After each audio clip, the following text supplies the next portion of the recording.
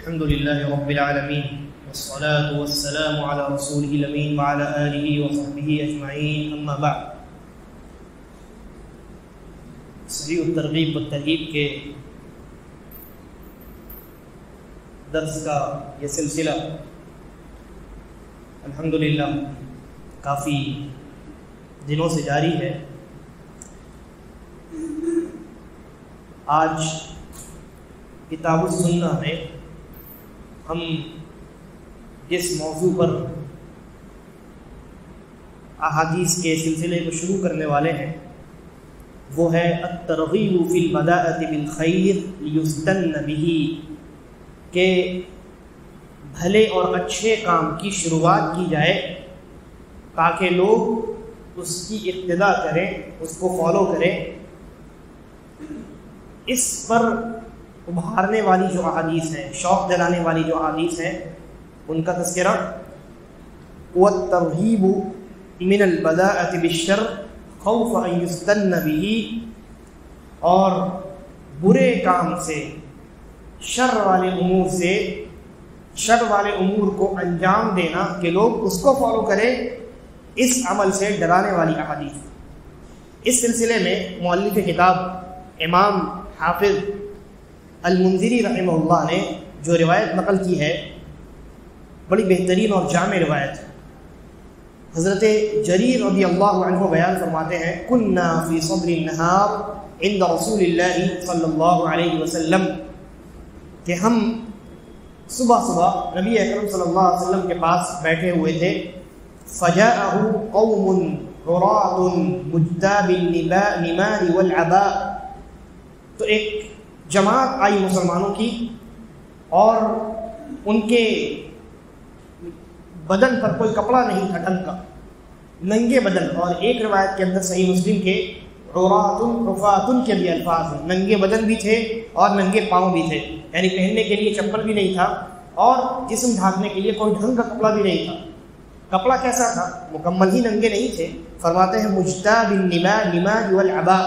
کہ جو کپڑا وہ پہنے ہوئے تھے نا، چادر لپیٹے ہوئے تھے، وہ بھی پھٹا ہوا چادر تھا. متقلد السیوف عامتهم من مضر، کہتے ہیں کہ اور اپنی تلواروں کو وہ لٹکائے ہوئے تھے اور وہ قبیلہ مضر سے تعلق رکھتے تھے. بل کلهم من مضر، کہتے ہیں کہ قبیلہ ایک ہے مضر، عرب میں ایک قبیلہ ہے، تو وہ اس قبیلے سے تعلق رکھتے تھے. تو رسول اللہ صلی اللہ علیہ وسلم نے جب انہیں دیکھا اور ان کی یہ حالت دیکھی، یہ مسلمان تھے. فرماتے ہیں صحابی فتمعر وجه رسول اللہ صلی اللہ علیہ وسلم لما رأى بهم من الفاقہ، تو جب رسول اللہ صلی اللہ علیہ وسلم نے ان کی یہ غریبی دیکھی، ان کی یہ فقیری دیکھی، یہ حالت ان کی دیکھی، تو آپ کے چہرے کے ہاؤ بھاؤ تبدیل ہونے لگے. یعنی آپ کو بڑا دکھ ہوا اور دکھ اور غم کے آثار، تکلیف اور درد کے آثار آپ کے چہرے پر نظر آنے لگے. صحابہ نے پہچان لیا. اس کے بعد فرماتے ہیں صحابی فدخل ثم خرج، رسول اللہ صلی اللہ علیہ وسلم اپنے گھر میں داخل ہوئے اور پھر واپس باہر نکل آئے. فامر بلالا، پھر حضرت بلال رضی اللہ عنہ کو حکم دیا. فاذن واقام فصلى، حضرت بلال نے اذان دی، اقامت کہی اور نبی اکرم صلی اللہ علیہ وسلم اور مسلمانوں نے نماز ادا کی. ثم خطب، پھر اللہ کے نبی صلی اللہ علیہ وسلم نے خطبہ دیا. فقال، آپ نے فرمایا یا ایھا الناس، اے لوگو، اتقوا ربکم الذی خلقکم من نفس واحدہ، اس رب سے ڈرو جس نے تم کو ایک نفس سے پیدا کیا. وخلق منها زوجها وبث منهما رجالا كثيرا ونساء، جمعہ کی خطبے والی آیت. اور اس ایک سے جوڑا بنایا، آدم اور حوا علیہ السلام، اور ان میں سے بہت سارے مرد و عورت کو اللہ رب العالمین نے پیدا کیا. پوری آیت اللہ کے نبی صلی اللہ علیہ وسلم نے تلاوت فرمائی، ان اللہ کان علیکم رقیبا تک. اور سورۃ الحشر میں جو آیت ہے یا ایھا الذین آمنوا اتقوا اللہ، اے ایمان والو اللہ سے ڈرو. ولتنظر نفس ما قدمت لغد، اور ہر آدمی دیکھے کہ اس نے آئندہ کل قیامت کے لیے کیا تیاری کی. اس کے بعد نبی اکرم صلی اللہ علیہ وسلم نے فرمایا تصدق رجل من دینارہ من درهمه من ثوبه من صاع بره من صاع تمره حتى قال ولو بشق تمرة. کہتے ہیں کہ اللہ کے نبی صلی اللہ علیہ وسلم نے فرمایا کہ انسان کو چاہیے، مسلمان کو چاہیے کہ وہ صدقہ کرے، چاہے دینار صدقے میں دے، درہم صدقے میں دے. دینار سونے کے سکے کو کہا جاتا تھا اور درہم جو ہے یہ چاندی کا سکہ ہوتا تھا. تو اللہ کے نبی نے کہا کہ آدمی کو چاہیے کہ وہ صدقہ کرے، چاہے دینار صدقہ کرے، درہم صدقہ کرے، کپڑا صدقہ کرے، یا جو 1 سا جو صدقہ کرے، یا اسی طریقے پر 1 سا 2.5 کلو کا لگ بھگ ہوتا ہے، 2.5 3 کلو کے برابر، 1 سا وہ 2.5 3 کلو کے برابر کھجوری صدقہ کرے. یہاں تک کہ آپ نے کہا ہوا نا بشق تمرہ، اگر کچھ نہیں ہو تو آدھی کھجور بھی کم سے کم صدقہ کرے. قال تو رسول اللہ صلی اللہ علیہ وسلم، صحابی کہتے ہیں فجاء رجل من الانصار بسرة كادت كفه تعجز عنها بل قد عجزت. کہ انصاری ایک صحابی آئے اور انہوں نے ایک تھیلے میں ایک تھیلا، وہ بھرا ہوا تھیلا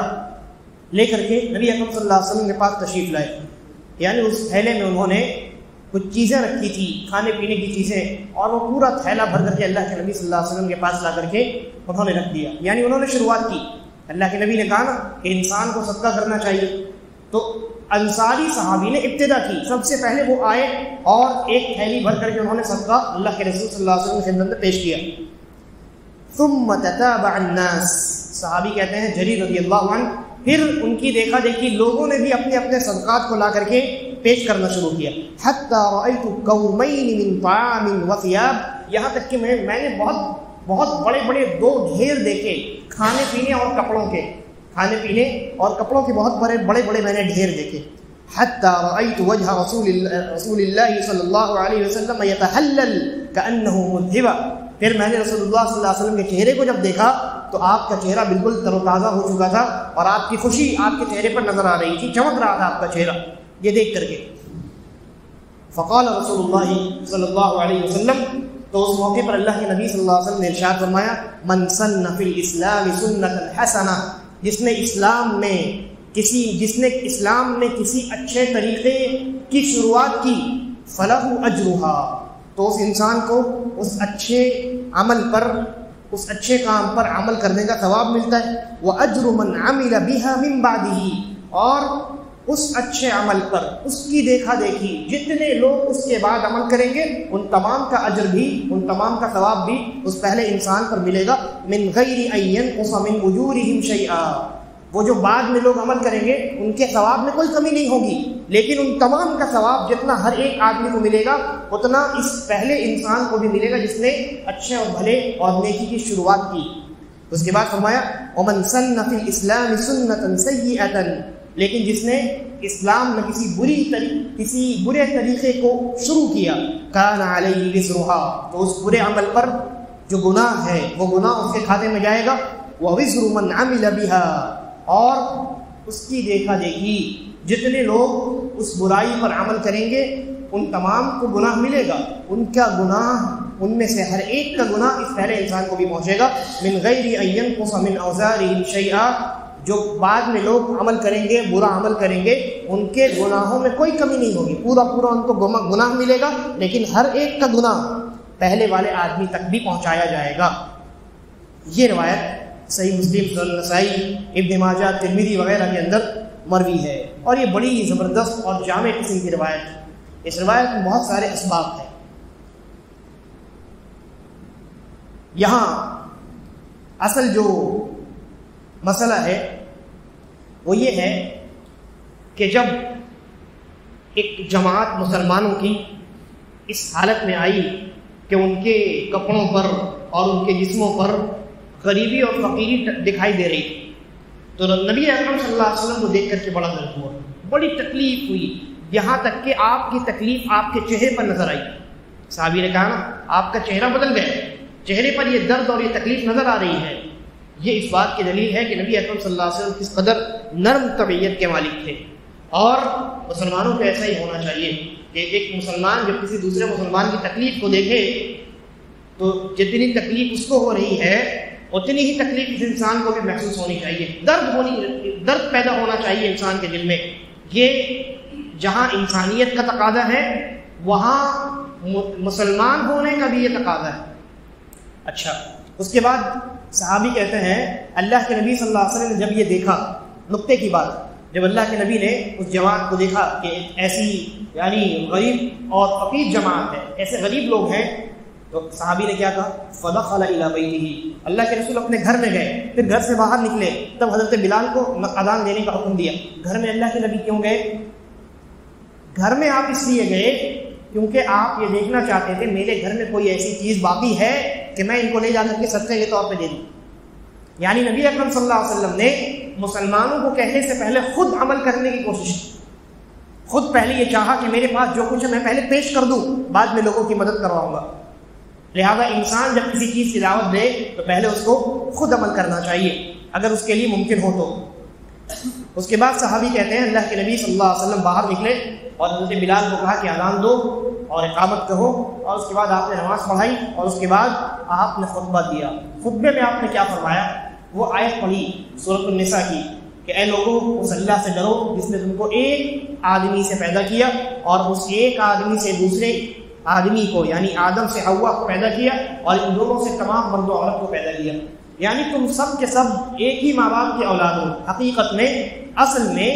ایک ہی ماں باپ کے تم سب کے سب اولاد ہو۔ تو اس طریقے سے ایک ماں باپ کے مختلف اولاد ہو اور ان دونوں کے ان کے درمیان اگر کسی کو کوئی تکلیف پہنچے، کسی کو کوئی مصیبت پہنچے تو باقی تمام اولاد جو ہے جو اس کے بھائی ہیں یا بہنیں ہیں ان کو تکلیف ہوتی، ان کو بھی درد ہوتا ہے۔ تو ویسے ہی جب دوسرے مسلمانوں کو تکلیف پہنچے، آدم علیہ السلام، حوا علیہ السلام کی اولاد میں کسی کو بھی تکلیف پہنچے تو دوسری اولادوں کو یعنی دوسرے انسانوں کو، دوسرے لوگوں کو بھی درد ہونا چاہیے اور ان کا خیال ان کو رکھنا چاہیے۔ اسی طریقے پر اللہ کے نبی صلی اللہ علیہ وسلم نے دوسری آیت جو تلاوت فرمائی، کہا یا ایھا الذین آمنوا اتقوا اللہ، اللہ نے کہا اے ایمان والو تقوی اختیار کرو، اور تقوی کا تقاضا یہ ہے کہ انسان اللہ کے راستے میں مال خرچ کرے۔ تو اس آیت کے ذریعے سے اللہ کے نبی صلی اللہ علیہ وسلم نے مسلمانوں کو نصیحت فرمائی، قرآن مجید کی آیت کا تذکرہ کیا اور کہا وَلْتَنظُرْ نَفْسٌ مَا قَدَّمَتْ لِغَدٍ، ہر انسان دیکھ لے کہ اس نے آئندہ کل کے لیے کیا تیاری کی۔ یہ کہہ کر کے اللہ کے نبی صلی اللہ علیہ وسلم نے یہ پیغام دیا ہے کہ تم اللہ کے راستے میں آج جو خرچ کرو گے کل تمہارے لیے وہ تیار کر کے رکھا جائے گا۔ کل آئندہ یعنی قیامت کے دن وہ تمہارا ایک معمولی صدقہ تمہارے لیے اللہ تبارک و تعالیٰ اس کی پرورش کرے گا اور وہ قیامت کے دن تمہیں بڑھا چڑھا کر کے عطا کیا جائے گا۔ اور انسان کو آئندہ کل کی فکر ہونی چاہیے۔ آپ دیکھیے نارملی انسان زندگی گزارتا ہے تو آج کی اتنی فکر اس کو نہیں ہوتی ہے، وہ کہتا ہے کہ آج روکی سوکھی کھا کر کے گزارا ہو جائے گا، لیکن کل کا سوچو۔ دنیا میں بھی انسان کل کا سوچتا ہے، جبکہ دنیا کا جو کل ہے وہ ایک بہت محدود کل ہے، وہ آئے گا ضرور لیکن پھر اس کے بعد ختم ہو جائے گا، موت آ جائے گی انسان، لیکن موت کے بعد والا جو کل ہے وہ کبھی ختم ہونے والا نہیں۔ تو اصل اس کل کے لیے تیاری کرنی چاہیے۔ تو اللہ کے نبی صلی اللہ علیہ وسلم نے اس آیت کے ذریعے سے مسلمانوں کو صدقے پر ابھارا ہے، اور صدقہ جو ہے یہ انسان کے مال میں ظاہری طور پر کمی کرتا ہے۔ آپ نے مال خرچ کیا، آپ کے پاکٹ میں 1000 روپے، 100 روپے خرچ کیا تو 900 روپے بچے، دکھتا یہ ہے کہ مال کم ہوا، لیکن اگر حقیقت میں دیکھا جائے تو وہ مال کم ہوتا نہیں ہے۔ وہ مال اللہ رب العالمین نے جو فرمایا ہے یمحق اللہ الربا ویربی الصدقات، کہ اللہ تبارک و تعالیٰ سود کو مٹا دیتا ہے اور صدقوں کو اللہ رب العالمین بڑھاتا ہے، ان کی پرورش کرتا ہے۔ تو یہ حقیقت ہے، گرچہ ظاہری طور پہ آپ کو یہ لگے کہ سود کی وجہ سے مال میں اضافہ ہو گیا، میں نے 1000 روپے کسی کو دیا، اس سے 1500 وصول کر لیا، 500 روپے فائدہ ہو گیا، اور میں نے 10 روپے اگر 100 روپے کسی کو صدقہ دیا تو میرے پاکٹ سے 100 روپے کم ہو گئے، یہ ظاہری طور پہ آپ کو دکھ رہا ہے، لیکن حقیقت یہ ہے کہ سود کی وجہ سے، جیسا کہ ایک حدیث مجھے یاد آئی، نبی اکرم صلی اللہ علیہ وسلم نے فرمایا ہے، یہ عبداللہ بن عباس رضی اللہ عنہ کی غالباً وہ روایت ہے کہ سود لینے والے جو لوگ ہیں ان کی جو عاقبت ہوتی ہے یعنی اینڈنگ والا جو ان کا معاملہ ہوتا ہے وہ بالکل زیرو ہوتا ہے۔ ابھی آپ کے پاس بہت مال، لیکن جب آپ وفات پائیں گے، موت جب آپ کو آئے گی، وہ ایسی حالت میں آئے گی کہ آپ کو وہ سود کا پیسہ ایک ذرہ برابر بھی فائدہ نہیں دے سکے گا، یا تو پورا مال خرچ ہو جائے گا یا مال رہتے ہوئے ایسی بیماری اللہ تبارک و تعالیٰ دے گا کہ کوئی فائدہ نہیں ہے اتنے بڑے مال کا۔ جبکہ صدقے کا جو مال ہوتا ہے جو آپ نے اللہ کے راستے میں دے دیا ہے، اللہ تبارک و تعالیٰ ایک تو آخرت کے لیے اس کو بڑھاتا چڑھاتا رہتا ہے، دوسرا یہ کہ دنیا میں بھی آپ کے موجودہ باقی مال میں اتنی برکت عطا فرماتا ہے کہ وہ اس سے زیادہ مالدار جو لوگ ہیں ان کے مالوں میں اتنی برکت نہیں ہوتی۔ اور ایک صحیح روایت ہے، میں نے ایک مرتبہ جمعہ میں بیان کیا تھا کہ نبی اکرم صلی اللہ علیہ وسلم نے بیان فرمایا، ایک آدمی کہیں جا رہا تھا، اس نے دیکھا کہ ایک آواز آئی، بادل کو ایک بادل آیا اور بادل کو یہ آواز آئی کہ تم فلاں آدمی کے باغ پہ جا کر کے برسو۔ تو وہ آدمی شوق ہو گیا، یہ بادل کو کس نے آواز دی؟ حکم ہوا بادل کو کہ فلاں آدمی کے باغ پہ جا کر کے برسو۔ تو وہ آدمی اس بادل کے پیچھے پیچھے چلا، تو وہ بادل جو ہے چلتے چلتے ایک لمبا راستہ اس نے طے کیا، اور اس کے بعد وہ ایک آدمی کے باغ پر جا کر کے برسنے لگا۔ یہ آدمی جس نے آواز سنی تھی اس نے آ کر کے اس آدمی سے پوچھا کہ آپ فلاں ہیں؟ اس نے کہا میں تو، میرا نام یہی ہے فلاں، میں نام فلاں ابن فلاں ہوں، میرا نام یہ۔ اس نے کہا کہ آپ کو کیسے معلوم میرا نام؟ تو اس نے بتایا پہلے آپ یہ بتائیے کہ آپ کا نام ہے کہ نہیں، یہ کہاں پہلا یہ نام۔ اس کے بعد اس نے یہ بتایا کہ میں نے یہ جو بادل آپ کے باغ پہ آ کر کے برسا ہے، میں نے اس بادل کو کسی نے حکم دیا تھا آپ کے باغ پہ آ کر کے برسنے کے لیے، میں نے سنا اور پھر میں اس بادل کا پیچھا کرتے کرتے آپ کے باغ تک پہنچا ہوں۔ تو ایسا کیا معاملہ ہے؟ آپ نے کون سا ایسا نیک کام کیا ہے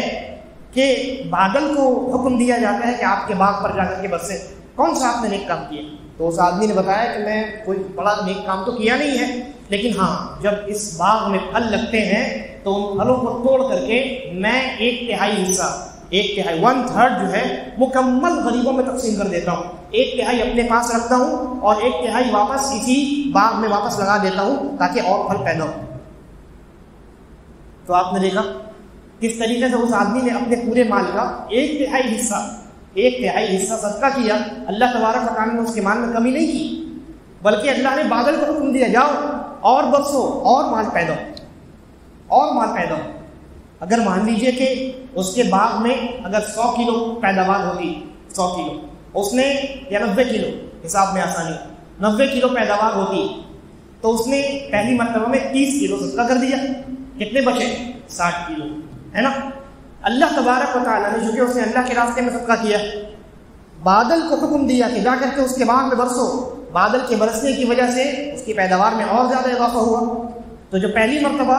90 کلو پیداوار ہوئی تھی اور 60 کلو بچ گیا، لیکن جب بادل نے آ کر کے وہاں پانی برسایا اللہ کے حکم سے اور اللہ نے اس میں برکت دی تو وہ 180 کلو دوسری مرتبہ پیدا ہوا۔ پھر اس نے 80 کلو میں سے اس نے 60 کلو غریبوں کو دے دیا، کتنے بچ گئے؟ 120 کلو۔ تو برکت ہوئی کہ نہیں ہوئی؟ اگر وہ اللہ کے راستے میں نہیں دیتا 30 کلو تو اس بار بھی 90 کلو بچتا، اگلے بار بھی 90 کلو بچتا، اور کیا پتا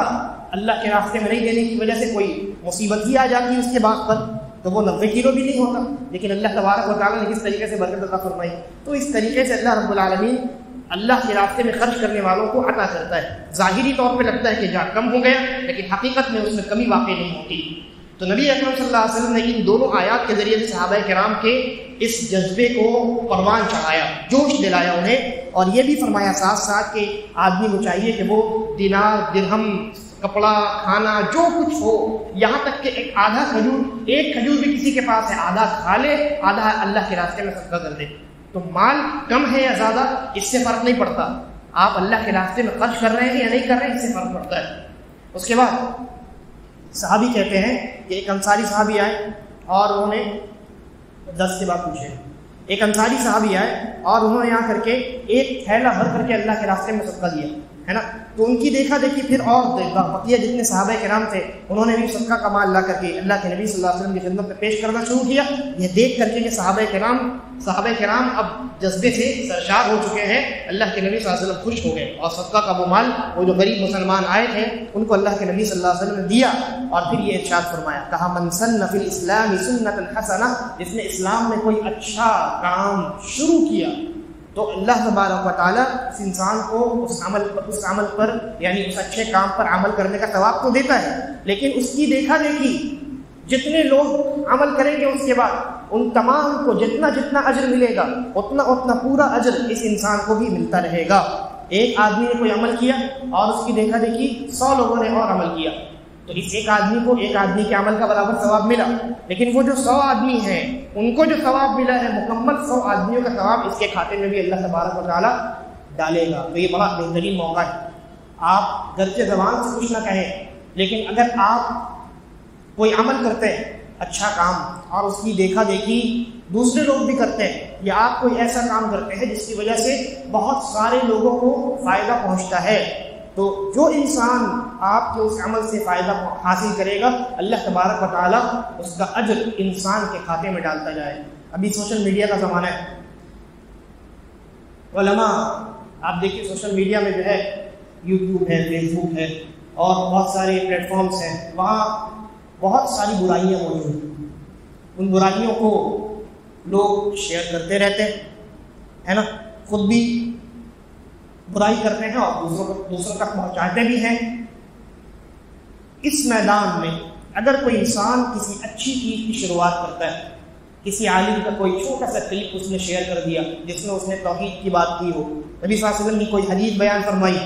قرآن کسی آیت کی تشریح کی ہو، کوئی چھوٹا سا مسئلہ بیان کیا ہو، ہے نا، کوئی نصیحت کی ہو، اس کلپ کو اگر اس نے شیئر کیا اور اس کلپ کو دیکھ کر کے، اس ویڈیو کلپ کو دیکھ کر کے کسی انسان کے اوپر اس کا اثر ہوا، مثلا کسی عالم نے اپنے بیان میں جھوٹ بولنے پر ایک بڑی سخت حدیث سنائی کہ جھوٹ بولنا اللہ تبارک و تعالیٰ کو کتنا ناپسند ہے، اور اس کو کسی نے شیئر کر دیا۔ ایک آدمی جھوٹ بولنا چاہتا، پلاننگ کر لی تھی اس نے کہ میں فلاں جگہ جاؤں گا اور جھوٹ بولوں گا جا کر کے وہاں، لیکن اس کے سامنے وہ کلپ آ گئی، اس نے دیکھا، رک گیا، اللہ کے خوف سے وہ رک گیا۔ یہ جو رکا ہے وہ انسان، اس کا ثواب شیئر کرنے والے کو بھی جائے گا اور اس عالم کو بھی جائے گا کہ جس نے وہ بیان دیا ہے عوام کے سامنے۔ تو خیر کو پھیلانے کی ضرورت ہے، خیر کو عام کرنے کی ضرورت ہے۔ آپ ایک اچھے کام پر عمل کریں، ساتھ ساتھ دوسروں کو بھی اس کی ترغیب دیں۔ آپ دیکھیں معاشرے میں اگر کوئی ایسا کام ہے جو مان پڑ چکا ہے، کوئی ایسی نیکی ہے جس کو لوگ بھول چکے ہیں، آپ اس نیکی پر عمل کریں۔ آپ کی دیکھا دیکھی جتنے لوگ عمل کریں گے ان تمام کو تو ثواب ملے گا اور ان کا ثواب آپ کو بھی پہنچے گا۔ تو نبی اکرم صلی اللہ علیہ وسلم نے فرمایا کہ من سن فی الاسلام سنۃ حسنہ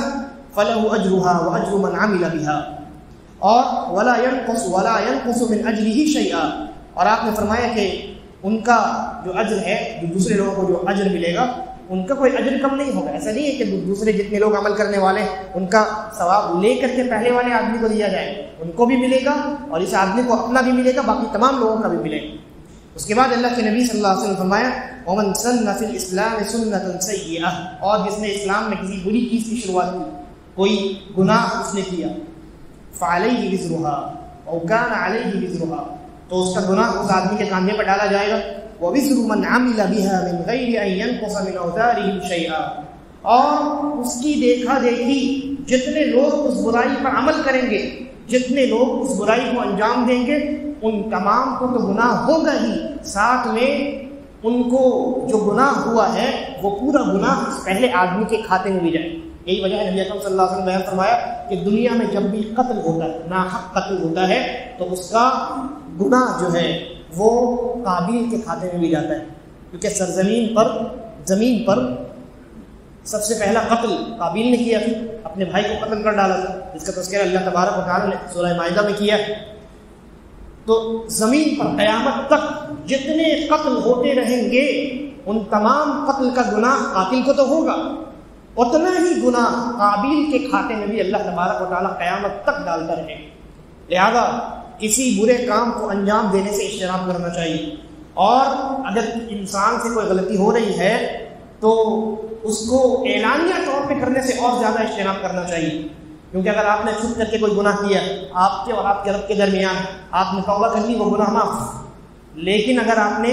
اعلانیہ طور پہ کوئی گناہ کیا ہے، کوئی برا کام کیا ہے، اور کسی انسان نے آپ کی دیکھا دیکھی، آپ کی اتباع کی، آپ کی پیروی کی، آپ کو فالو کرنا شروع کیا ہے، تو آپ کو جو گناہ ہوا اس آدمی کو بھی گناہ ہوا، لیکن اس آدمی کا گناہ بھی آپ کے کھاتے میں بھی ڈالا جائے، ڈبل گناہ ہوگا۔ اور خاص کر کے وہ لوگ جو معاشرے میں بڑا مقام رکھتے ہیں، جیسے ٹیچرز ہیں، چاہے وہ کوچنگ کلاسز میں رہتے ہوں، پڑھاتے ہوں، یا اسکولس میں ہوں، یا اسی طریقے پر یونیورسٹیز میں ہو، کالجز میں ہو، جو اساتذہ ہوتے ہیں وہ اپنے اسٹوڈنٹ کے لیے ایک رول ماڈل ہوتے ہیں، یا ماں باپ ہیں وہ اپنی اولاد کے لیے ایک طریقے کا اسوہ ہوتے ہیں. ان کو یہ دیکھ کر کے بچہ یا اسٹوڈنٹ اور طلبہ جو ہیں وہ سیکھتے ہیں اور ان کو فالو کرنے کی کوشش کرتے ہیں. گرچہ وہ ابھی فالو نہ کریں، لیکن بعد میں جب اس مقام پر وہ پہنچیں گے تو ان کے اندر کہیں لاشعور میں یہ بات بیٹھی ہوگی کہ نہیں، میں نے اپنے باپ کو بھی ایسا کرتے ہوئے دیکھا. اگر کوئی آدمی سگریٹ پیتا ہے، ٹیچر ہے وہ، بچے دیکھتے ہیں اس کو سگریٹ پیتے ہوئے، اسکول کے باہر کہیں دیکھ لیا کسی ٹیچر کو سگریٹ پی رہے ٹیچر. پھر بعد میں جب یہ بچہ بڑا ہوگا اور جب یہ ٹیچر بنے گا، جب یہ استاد بنے گا، تو کہیں نہ کہیں اس کے دل میں یہ شوق پیدا ہوگا ایک بار ہم بھی کر کے دیکھیں، ہمارے استاد بھی کیا کرتے تھے، ہے نا. یہی معاملہ والدین کا بھی ہے. تو اس معاملے میں بہت زیادہ احتیاط کی ضرورت ہے، کیونکہ آپ کو معلوم ہی نہیں ہوگا کہ آپ کے نامہ اعمال میں کتنے لوگوں کا گناہ لکھا جا رہا ہے. تو کتنا خطرناک معاملہ ہے، بہت خطرناک معاملہ ہے. اور یہاں بھی سوشل میڈیا کے پلیٹ فارم پر آج کل جو نوجوان ہیں وہ انہیں بھی بہت زیادہ احتیاط کی ضرورت ہے. کوئی چھوٹا سا یعنی گناہ والا ویڈیو کلپ، چھوٹا سا 30 سیکنڈز کے آج کل شارٹ بننے لگے، وہ اس نے شیئر کر دیا. اب اس کو کیا معلوم کتنے لوگوں نے دیکھا، اپلوڈ کر دیا کسی پیج پہ، کسی چینل پہ، اور لاکھوں کروڑوں لوگوں نے اس کو دیکھا. جتنے لوگوں نے دیکھا ان تمام کو تو گناہ ہوا، ساتھ میں وہ ہزاروں کروڑوں لوگوں کا گناہ اس اپلوڈ کرنے والے، شیئر کرنے والے انسان کے نامہ اعمال میں بھی ڈالا جائے گا. لہذا اس معاملے میں انسان کو بہت زیادہ احتیاط کرنا چاہیے اور ہر ایک قدم پھونک پھونک کر رکھنا چاہیے. تو یہ روایت ہے، بڑی جامع روایت، جس میں نبی اکرم صلی اللہ علیہ وسلم نے یہ ایک اصول ہمارے سامنے بیان فرمایا ہے کہ جس نے کوئی نیکی انجام دی تو اس نیکی پر عمل کرنے کا اس کو ثواب ہوگا، اور اس کے بعد جتنے لوگ اس کو دیکھ کر کے اس نیکی پر عمل کریں گے ان تمام لوگوں کو بھی ثواب ہوگا، اور ان تمام لوگوں کے برابر اتنا ہی ثواب پہلے آدمی کے نامہ اعمال میں بھی اللہ تبارک و تعالیٰ شامل کرتا چلا جائے گا. اور اگر کسی آدمی نے کسی برے کام کی شروعات کی تو اس کو اس کا گناہ ہوگا، اور اس برے کام کو اس آدمی کی دیکھا دیکھی جتنے لوگ عمل انجام دیں گے ان کو بھی گناہ ہوگا، اور ساتھ ساتھ ہر ایک آدمی کا جتنا گناہ ہے اتنا ہر ایک آدمی یعنی جتنے لوگوں نے انجام دیا اتنا پورا مکمل گناہ اس آدمی کے نامہ اعمال میں بھی ڈالا جائے گا. لہذا کوشش کرنی چاہیے انسان کو کہ جہاں کہیں آپ دیکھیں، ہم کو چاہیے کہ ہم اگر کسی کہیں دیکھیں کہ نبی اکرم صلی اللہ علیہ وسلم کی کوئی سنت چھوڑی جا چکی، کوئی سنت ہے جو مر چکی ہے، اس سنت کو ہم زندہ کریں، اس سنت پر لوگوں کے سامنے عمل کریں تاکہ لوگ بھی دوسرے، تیسرے، چوتھے، پانچویں اور اس طریقے سے ایک سلسلہ شروع ہو جائے، ایک بیداری پیدا ہو جائے اور اس سنت پر عمل کیا جانے لگے. جتنے لوگ عمل کریں گے سب کا ثواب ہمیں ملے گا. اور برائیوں کو نشر کرنے، شیئر کرنے، اپلوڈ کرنے، لوگوں کے سامنے اعلانیہ طور پہ کرنے سے اپنے آپ کو بچانا چاہیے. گرچہ آپ نے زبان سے نہیں کہا ہے کہ دیکھو میں سگریٹ پی رہا ہوں تم بھی پیو، آپ نے نہیں کہا، لیکن آپ کی دیکھا دیکھی اگر کوئی آپ سے متاثر ہو گیا، آپ کو نہیں معلوم کون آپ سے متاثر ہوا ہے کہ نہیں، آپ کو نہیں معلوم کون آپ سے متاثر ہوا، لیکن اگر کوئی متاثر ہو گیا اور اس نے بھی اس گناہ کو انجام دے دیا تو وہ گناہ آپ کے کھاتے میں بھی آٹومیٹک آ جائے. لہذا بہت خطرناک معاملہ ہے. اللہ تبارک و تعالیٰ ہم تمام کو نیکیوں پر عمل کرنے اور گناہوں سے بچنے کی توفیق عطا فرمائے. هذا والله اعلم وصلی اللہ علی نبینا وسلم. السلام علیکم ورحمۃ اللہ وبرکاتہ.